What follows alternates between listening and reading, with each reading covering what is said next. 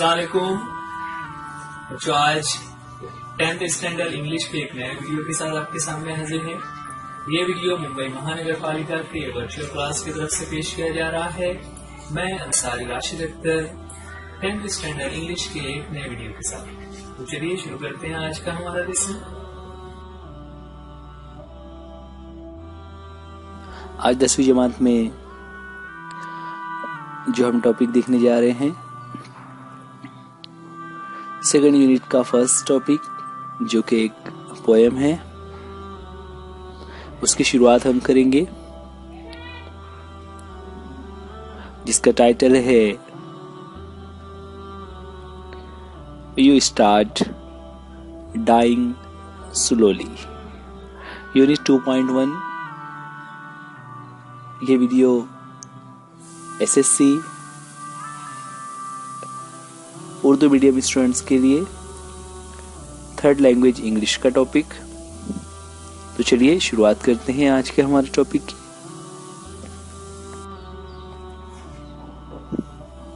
तो चलिए शुरुआत करते हैं हमारे नज्म की शुरुआत में हम पहले देखेंगे वार्मिंग अप में।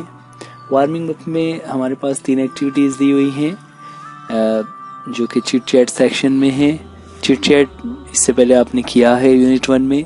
चिट चैट से मुराद ये है कि ऐसी एक्टिविटीज जहाँ पर आप तमाम बच्चों को कम्युनिकेशन में पार्टिसिपेट करना है, कुछ क्वेश्चन आंसर या कुछ इन्फॉर्मेशन आपको इंग्लिश में पेश करनी है। शुरुआत करते हैं। उसका पहला क्वेश्चन है जो एक एक्टिविटी दी हुई है। क्वेश्चन है कि assuming ABCD as speakers, ask the assigned questions in your group and discuss। है ना, ये एक ग्रुप एक्टिविटी थी। अगर हम क्लास में होते तो हम 4 बच्चों का या उससे ज्यादा बच्चों का 4 ग्रुप बना लेते और उन्हें ABCD नाम दिया जाता और इन 4 ग्रुप्स में हम नीचे दिए गए सवालात करते और उन ग्रुप्स की तरफ से हमें आंसर एक्सपेक्ट था।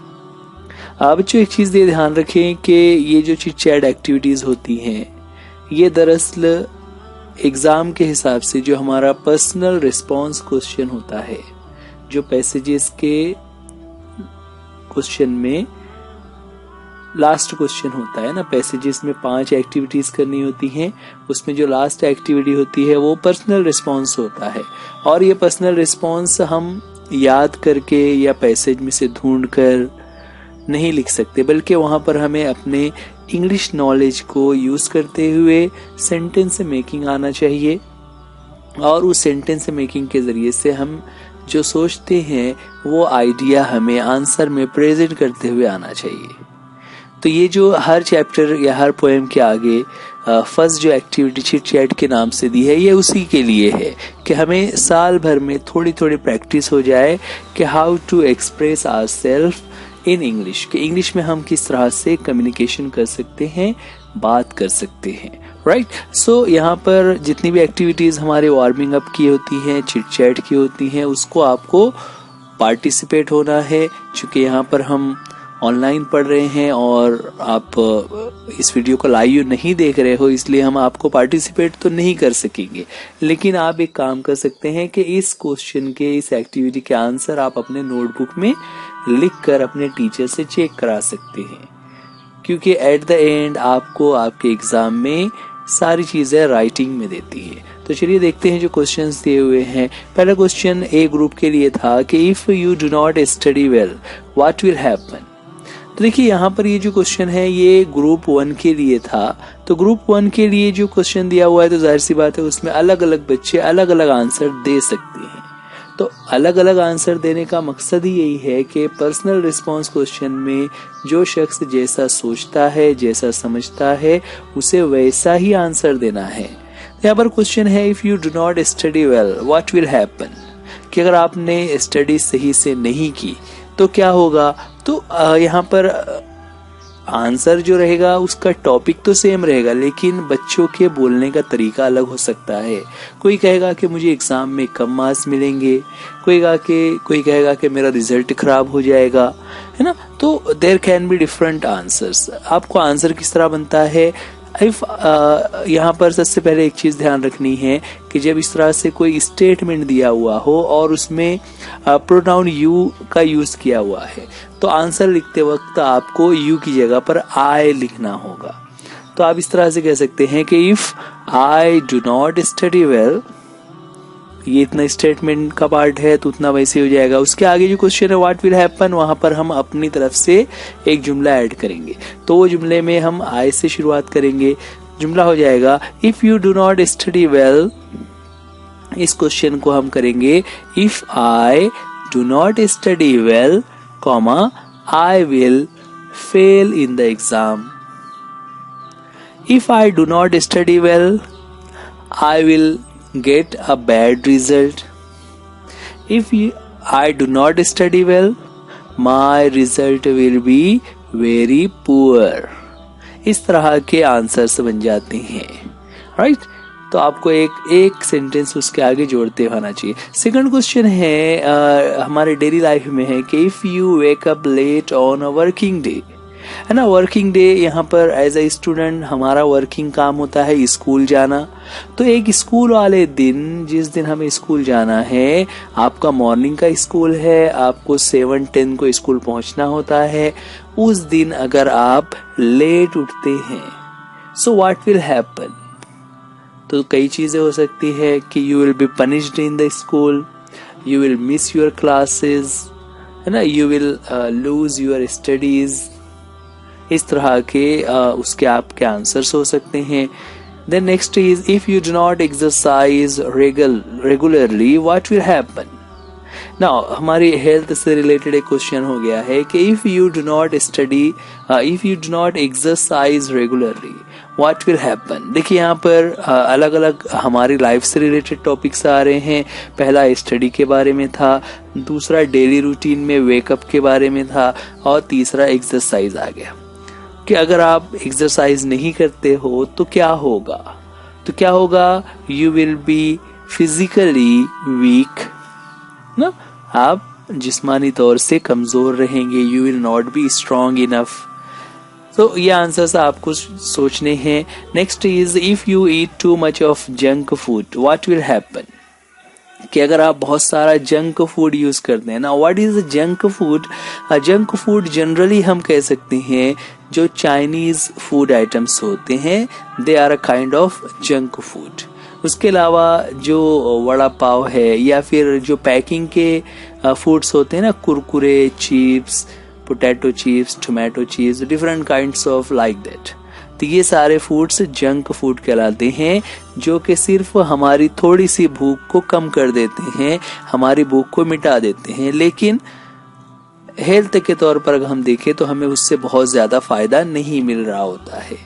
तो यहाँ क्वेश्चन है कि if you eat too much of junk food, यानी आप रोटी, सालन, चावल, सब्जियां, गोश्त, इन तमाम चीजों को छोड़कर बहुत ज्यादा जंक फूड खाते हो, आप रोजाना चाइनीज की दुकान पर जाकर चाइनीज राइस खा रहे हो, चिकन राइस खा रहे हो, ट्रिपल राइस खा रहे हो, लाइक दैट, है ना, और उसके बदले में आपके घर पर जो दाल, चावल, सब्जियां, गोश्त, सालन ये पक रहा है, आप उन चीजों को नहीं खा रहे हैं। सो ऐसा करने से क्या होगा, at the end after some times you will fall ill, आप बीमार होना शुरू हो जाएंगे, you will get weak physically, जिस्मानी तौर से आप कमजोर होते चले जाते हो।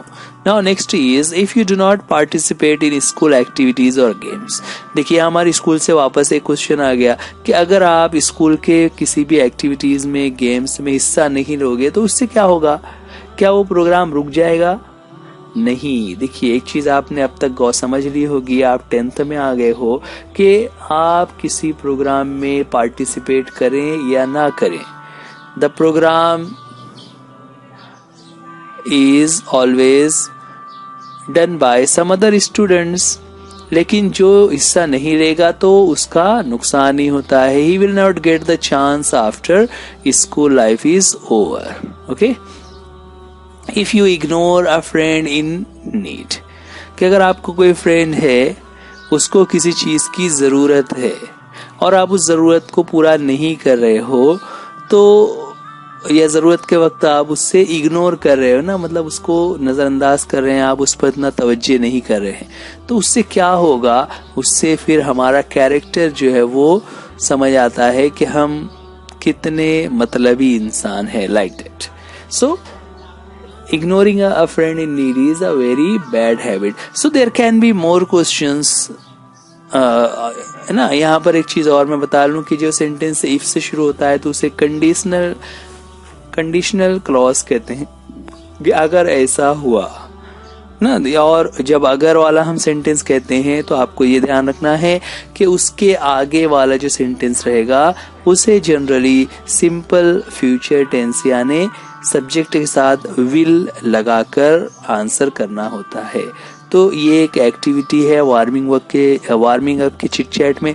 उसके आगे कुछ और भी एक्टिविटीज हैं, लेकिन उस एक्टिविटीज को हम यहाँ बाद में करने वाले हैं. हम आते हैं हमारे पोएम की तरफ. तो चलिए शुरुआत करते हैं हमारे पोएम की. हमारे पोएम का टाइटल है यू स्टार्ट डाइंग स्लोली.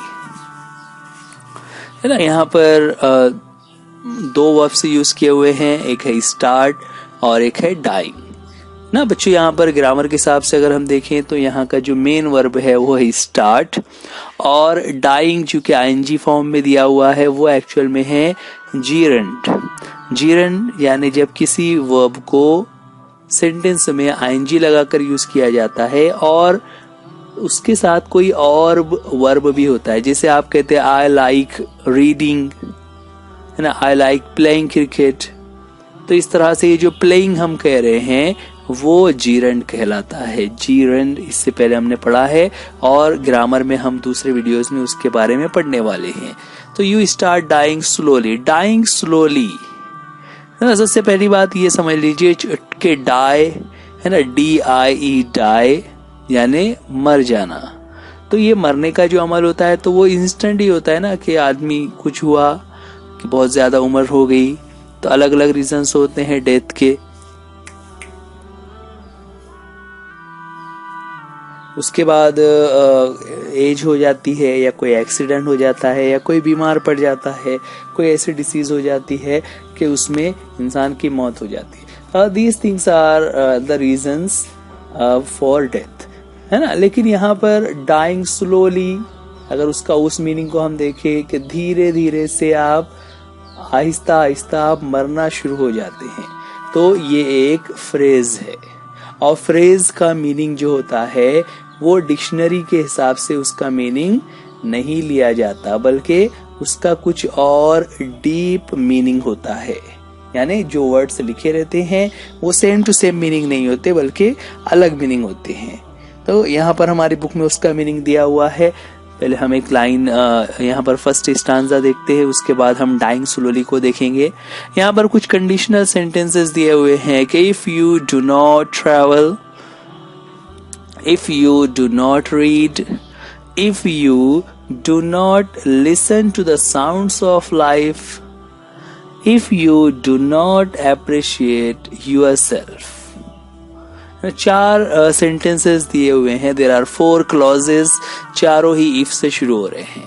पहला है if you do not travel. अगर आप सफर नहीं करते हो, सफर नहीं से मुराद कि आप एक रूटीन है आपका, आप घर से निकलते हो, स्कूल जाते हो, स्कूल की छुट्टी होती है, आप वापस घर आ जाते हो, आप कहीं और नहीं जाते, तो उसे यहाँ पर हम ट्रैवल कहेंगे. If you do not travel, कि आप कभी सफर नहीं करते, यानी अपने रूटीन के अलावा कहीं नहीं जाते.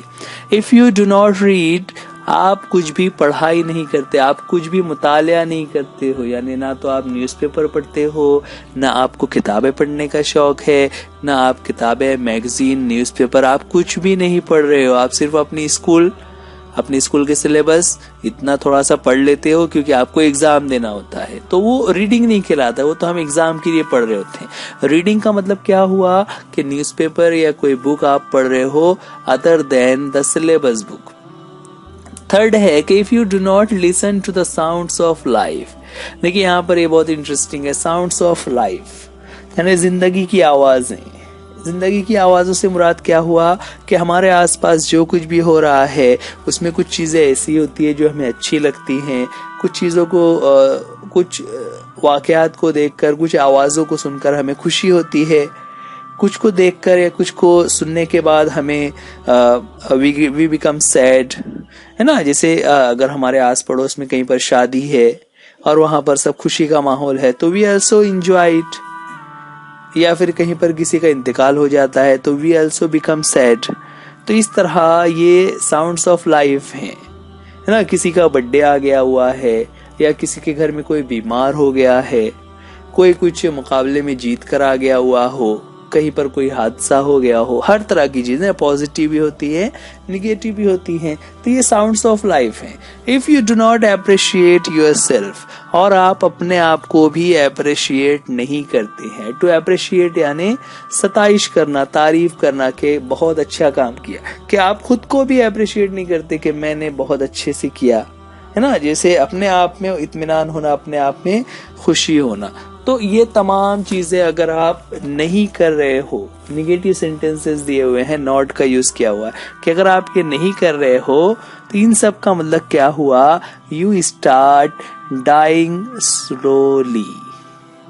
तो फिर आप स्लोली यानी आहिस्ता से डाइंग होना शुरू होते हैं। और उसका मीनिंग हमारे बुक में दिया हुआ है, डाइंग स्लोली का मतलब होता है लूजिंग होप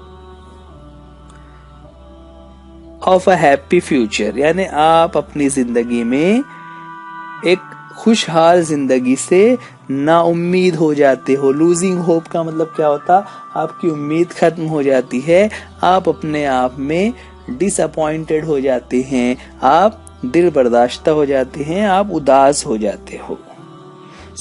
देखिए यहाँ पर बच्चों, चूंकि हमारी जिंदगी का ये 10th जो होता है वो बहुत ही इम्पोर्टेंट एक माइलस्टोन होता है कि जहाँ से आगे हमारी जिंदगी अब टर्न हो रही है। तो आपको बहुत इन चीजों का ध्यान रखना है। हो सकता है आप में से कुछ बच्चों में ये ऐसे हालात हों कि उनको पता ही नहीं है कि हम क्यों स्कूल आ रहे हैं, क्यों पढ़ाई कर रहे हैं, क्या हो रहा है। सब लोग एंजॉय करते हैं, मुझे उसमें इंटरेस्ट ही नहीं आता।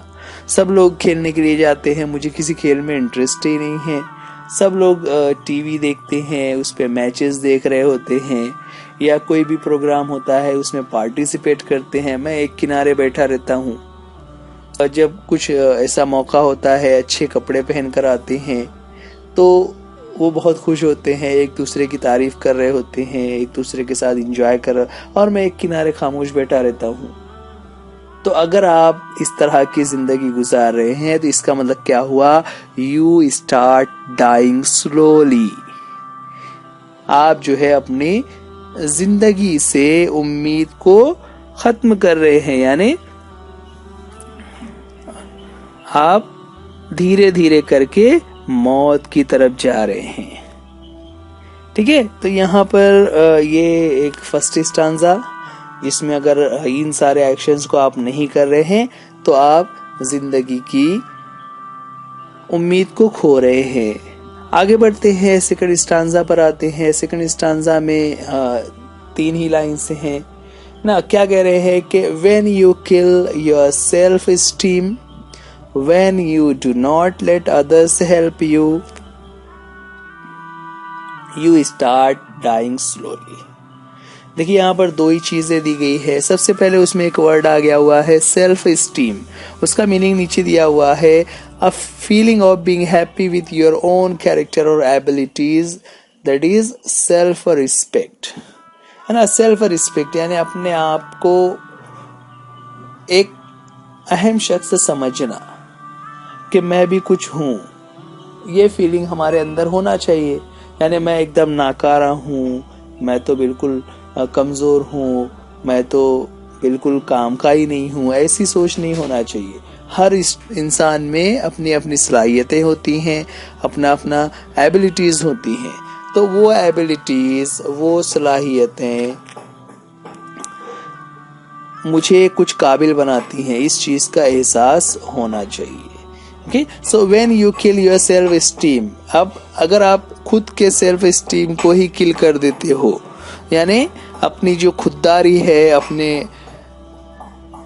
अपने ऊपर जो आपका यकीन होना चाहिए, आप उसको खत्म कर देते हो और आप ऐसा समझते हो कि मुझे नहीं आएगा, मैं ये काम नहीं कर सकता, मुझसे नहीं हो पाएगा, and when you do not let others help you, और फिर आप किसी दूसरे को अपनी मदद भी नहीं करने देते, यानी आप किसी को अप्रोच नहीं करते। जिससे क्या होता है कि अगर हमें किसी चीज़ की ज़रूरत है तो हमें क्या करना चाहिए, हमें लोगों से अप्रोच करना चाहिए। हमें ये सोचना चाहिए कि हमारा इस काम में कौन हमारी हेल्प कर सकता है, उस शख्स से राब्ता करके हमें मदद लेनी चाहिए, है ना।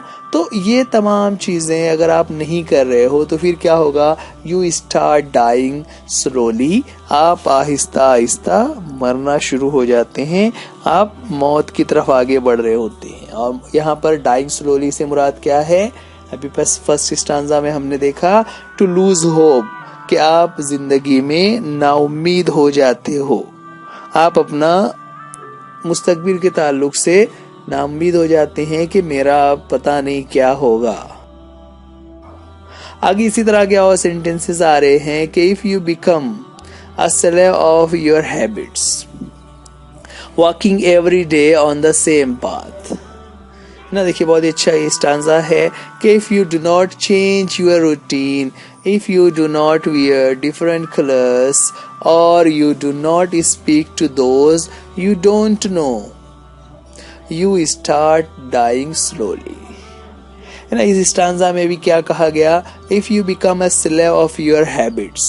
स्लेव कहते हैं गुलाम को, यार हैबिट्स इससे पहले हमने पढ़ा हुआ है, गुड हैबिट्स, बैड हैबिट्स, है ना। हैबिट्स यानी आदतें, कि अगर आप अपनी आदतों के गुलाम बन जाते हो, आदतों के गुलाम से मतलब क्या, तो वो नीचे उसका मीनिंग भी दे दिया हुआ है उसके नेक्स्ट लाइन में कि walking every day on the same path ना, रोजाना एक ही तरीके पर चलना। एक ही तरीके पर चलना मतलब कि रोजाना सेम जिंदगी गुजारना, कि सुबह में उठे, तैयार हुए, स्कूल आए, स्कूल से वापस घर पर गए, घर पर तमाम चीजें फिक्स हैं कि ये करना है, ये करना है, ये करना है, रात हो गई सो जाना है, सुबह उठना है, फिर स्कूल आना है, अगले दिन फिर वैसा ही काम। तो इसे कहा जाता है स्लेव ऑफ हैबिट्स, कि कोई तब्दीली नहीं हो रही है, रोज का काम सिर्फ रूटीन के जैसा। जिस तरह कोई मशीन होती है ना, कि किसी मशीन को हम देखें, जैसे फॉर एग्जांपल अगर हम जेरोक्स मशीन की बात करें तो उसका काम क्या होता है, जो पेपर उस पर रखा गया उसको प्रिंट करके निकालना, तो एक तरफ से पेज अंदर जाता है, घूमकर बाहर निकल जाता है, हर बार उसमें ऐसा ही हो रहा होता है ना, उसमें कोई तब्दीली नहीं होती। तो हम तो मशीन तो नहीं है, तो हमें अपनी आदतों में लचक रखना चाहिए कि कभी किताब पढ़ ली, कभी खेलने के लिए ग्राउंड पर चले गए, कभी कहीं पर ट्रैवलिंग कर लिया, किसी दोस्तों के साथ किसी पहाड़ी मकाम पर, गार्डन पर हम घूमने के लिए चले गए। तो इस तरह हमें अपनी हैबिट्स में फ्लेक्सिबिलिटी रखना चाहिए, लचक रखना चाहिए। लेकिन अगर आप ऐसे नहीं हैं, बल्कि आप स्लेव ऑफ योर हैबिट्स हो गए हैं, यानी अपनी आदतों के गुलाम हैं, आप रूटीन से हटकर कुछ नहीं करते। If you do not change your routine, if you do not wear different colours, और you do not speak to those you don't know, है ना। मतलब wear different colours, wear different colours यहाँ पर उसके दो मीनिंग होते हैं। पहला तो वही है जो कपड़े से मुताल्लिक है, लेकिन उसका फ्रेजल मीनिंग भी होता है कि to change routine in life, है ना। वियर डिफरेंट कलर का मतलब क्या होता है, अपने आप को बदलना। तो आप अगर नहीं बदलते, if you do not speak to those, आप ऐसे लोगों से बात नहीं करते, यू डोंट नो, है ना। अब ऐसा कब होगा, जब हम किसी नई जगह पर जाएंगे तो जाहिर सी बात है वहां पर हमें नए लोग मिलेंगे, नए लोग मिलेंगे तो हम उनसे बात करेंगे। हम अगर जाते ही नहीं, हम अपने ही रूटीन में बैठे हुए हैं, तो फिर क्या होगा, हम किसी नए शख्स से बात ही नहीं कर रहे हैं। और जब ऐसा बहुत दिनों तक होते आ रहा है तो यू स्टार्ट डाइंग स्लोली, आप फिर धीरे धीरे आहिस्ता आहिस्ता मरना शुरू कर देते हैं, मतलब आप अपनी जिंदगी से नाउम्मीद हो जाते हैं। नाउ द नेक्स्ट स्टांजा है, if you avoid to feel passion and their turbulent emotions, those which make your eyes glisten and your heart beat fast, you start dying slowly. के नेक्स्ट स्टांजा में है if you avoid to feel the passion. Feel passion, passion कहते हैं जोश, जज्बे को, है ना। जैसे क्या होता है कि जब हम कोई टारगेट लेकर काम कर रहे होते हैं तो वो टारगेट हमें एक जोश दिला देता है। जैसे अभी मैं मिसाल लूंगा कि अगर आप क्रिकेट मैच खेल रहे हो और उस क्रिकेट मैच में आपको पता है कि आपको आपकी टीम को जीतने के लिए 20 बॉल पर 24 रन बनाने हैं, तो और फिर उसमें अगर आपके फर्स्ट बॉल पर ही 6 लग जाए तो फिर क्या होता है, आपके अंदर एक जज्बा पैदा हो जाता है कि हाँ हम आसानी से उसे कर सकते हैं। तो ये जो एक जज्बा है, अगर आपके अंदर इस तरह के जज्बात नहीं है, आप अवॉइड कर रहे हो, एंड देयर टर्बुलेंट इमोशंस, है ना। इमोशंस भी जज्बात को कहते हैं कि आपके अंदर इस तरह के कोई अनस्टडी, टर्बुलेंट का मीनिंग दिया हुआ है अनस्टडी। अनस्टडी का मतलब क्या हुआ कि जो उसे वहां उर्दू में कहेंगे जो मुस्तरिब है, परेशान है, हमेशा कोशिश में लगा हुआ है, वो इत्मीनान और सुकून से नहीं बैठा हुआ। कि आपके जज्बात खामोश नहीं है कि भाई ठीक है सब चल रहा है, मैं पढ़ाई करता हूँ, मैं घर पर बराबर से खाना खा लेता हूँ और बस, ऐसा नहीं, बल्कि आपके इमोशंस जो है वो टर्बुलेंट होना चाहिए। तो those which make your eyes glisten, है ना, ऐसे जज्बात होना चाहिए जिससे आपकी जो आईज हैं वो ग्लिसन हो, है ना। ग्लिसन का मतलब नीचे दिया हुआ है शाइन एंड स्पार्कल, यानी आपकी आंखों में चमक होना चाहिए। आंखों में चमक से मुराद क्या होता है, आंखों में चमक उस वक्त होती है जब हम किसी चीज को कामयाब होता हुआ देख रहे होते हैं, तो खुशी से हमारी आंखों में वो खुशी के जज्बात झलक रहे होते हैं, जिससे कहा जाता है आंखों में चमक होना। तो which make your eyes glisten, कि ऐसे जज्बात आपके अंदर हों जो आपकी आंखों में चमक पैदा कर दें।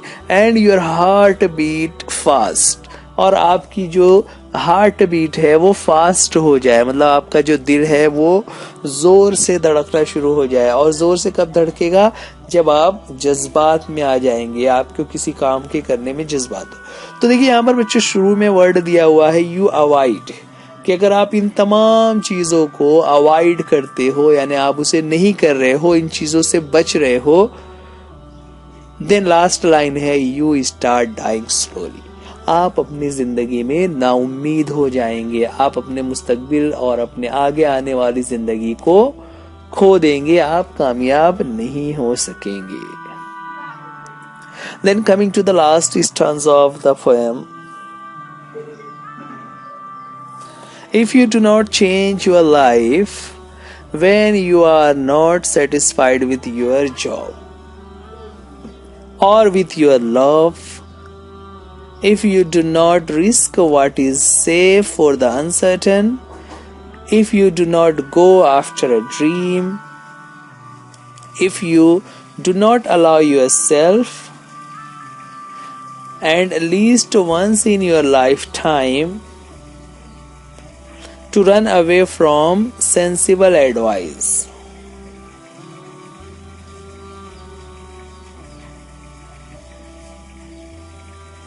है ना। यहाँ पर क्या बता रहे हैं लास्ट स्टांजा में कि if you do not change your life, क्या आप अपनी जिंदगी को चेंज नहीं करते हो। देखिए ऊपर जो सारे स्टांजाज आ रहे थे उनका पूरा एक निचोड़ यहाँ पर बताने की कोशिश की हुई है कि किस तरह से हमारी जिंदगी में ये चीजें होना चाहिए। पहला क्या है, चेंज इन योर लाइफ, है ना। जिंदगी में चेंजेस आने चाहिए, कुछ भी मतलब चाहे वो हमारे घर में हो या हमारे जॉब में हो। और ऐसा चेंज कब होना चाहिए, when you are not satisfied, जब आप सेटिस्फाइड नहीं है, है ना। जैसे बहुत सारे लोग होते हैं कि वो किसी जॉब पर हैं लेकिन उस जॉब में वो सेटिस्फाई नहीं है, तो उन्हें वो जॉब चेंज कर लेना चाहिए। If you do not risk what is safe for the uncertain, कि अगर आप रिस्क नहीं लेते यहाँ, अच्छा यहाँ पर एक लाइन मिस हो गया, if you do not change your life when you are not satisfied with your job और विथ योर लव से मुराद यहाँ पर कि आपको जो चीजें पसंद है और आप सोचते हो कि मुझे यही चीजें पसंद है, या मेरा यही बेस्ट फ्रेंड है, और कभी आप उसको चेंज नहीं करना चाहते, हालांकि आप उससे सेटिस्फाइड नहीं हो, तो आपको चेंज करना चाहिए। If you do not risk what is safe, कि अगर आपके पास कोई चीज है और सेफ है, और कुछ ऐसी चीजें जो अनसर्टन है, अनसर्टन यानी गैर यकीनी, कि पता नहीं होगा या नहीं भी होगा, ऐसी कोई बात अगर आपके सामने आ जाती है और आप ऐसे में जोखम नहीं करते, जैसे अगर आप कोई काम कर रहे हो और वहां पर आपको लग रहा है कि मैं यही ठीक हूं, अगर मैं वो करूंगा तो पता नहीं सक्सेस होगा या नहीं होगा।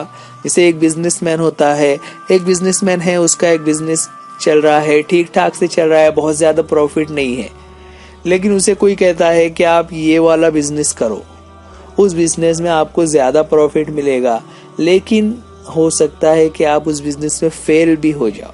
तो ये जो फेल होने का रिस्क है, ये जो खतरा है, उसकी वजह से अगर आप किसी ऐसी चीज में नहीं जाते, बल्कि आप सेफ रहकर खामोशी से अपनी जिंदगी गुजारना चाहते हो, तो उसके बारे में कह रहे हैं if you do not go after dream, है ना, अगर आप अपने ख्वाबों के पीछे नहीं भाग रहे हो, if you do not allow yourself at least once in your lifetime to run away from sensible advice, कि कभी ना कभी जिंदगी में एक मर्तबा, है ना, वंस इन अ लाइफ, कम से कम एक मर्तबा आपको सेंसिबल एडवाइस से दूर भागना चाहिए ना। दूर भागना चाहिए मतलब आपको कुछ ऐसी चीजें भी कभी ना कभी जिंदगी में एक आध मर्तबा ऐसा काम करना चाहिए जो सबसे अलग हो, जो सबसे हटकर हो।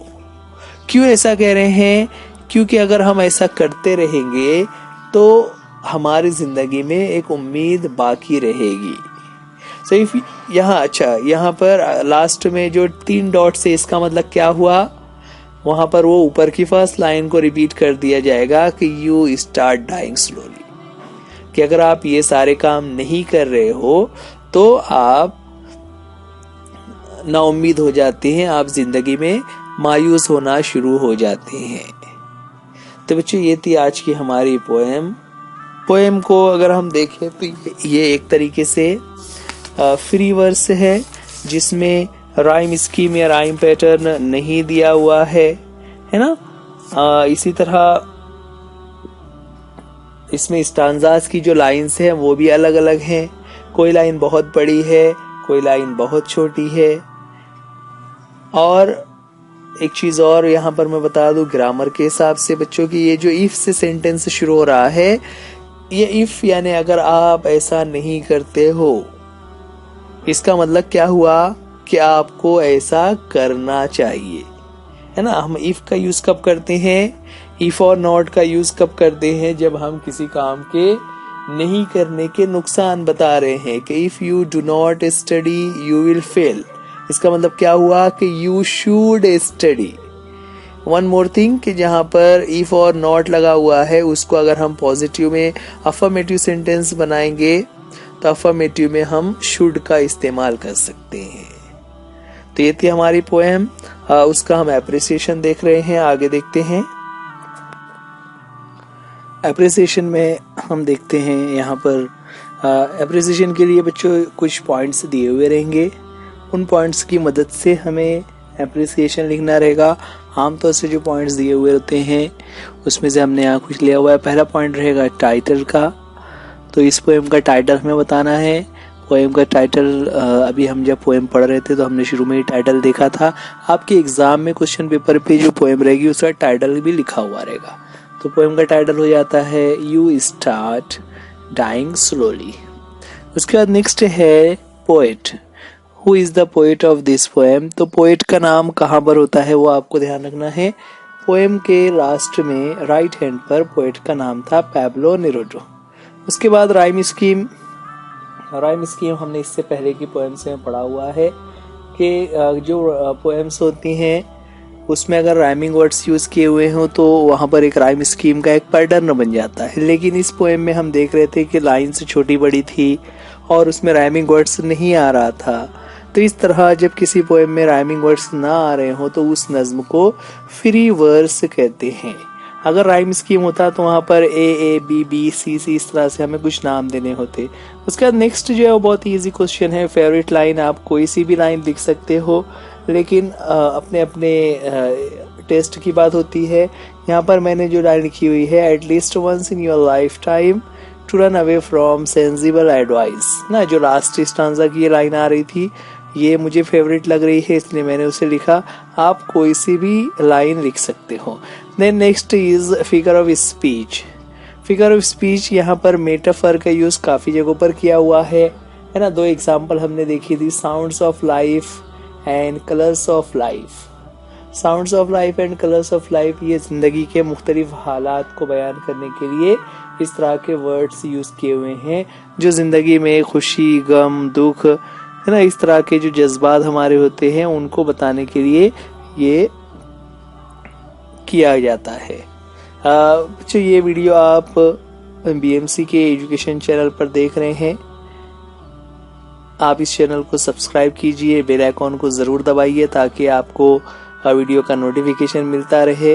वीडियो को आप लाइक कीजिए, अपने दोस्तों के साथ शेयर कीजिए, और अगर इसमें आपको कोई डिफिकल्टी आ रही हो तो आप हमें कमेंट्स में जरूर बताइए। बच्चों, आज के लिए इस वीडियो में इतना ही। उम्मीद करते हैं ये लेसन आपको समझ आ गया होगा। वीडियो देखने के लिए थैंक यू। अल्लाह हाफिज, गुड बाय।